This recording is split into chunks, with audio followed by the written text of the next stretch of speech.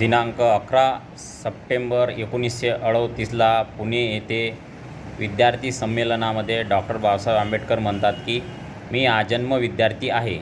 आत्मविश्वासासारखी दुसरी दैवी शक्ती नाही. मी विद्यार्थी दशेत इंग्लंडमध्ये असताना ज्या अभ्यासक्रमास 8 वर्षे लागतात तो अभ्यासक्रम मी 2 वर्ष 3 महिन्यामध्ये यशस्वीरीतीने पूर्ण केला. हे करण्यासाठी 24 तासापैकी 21 तास अभ्यास करावा लागतो.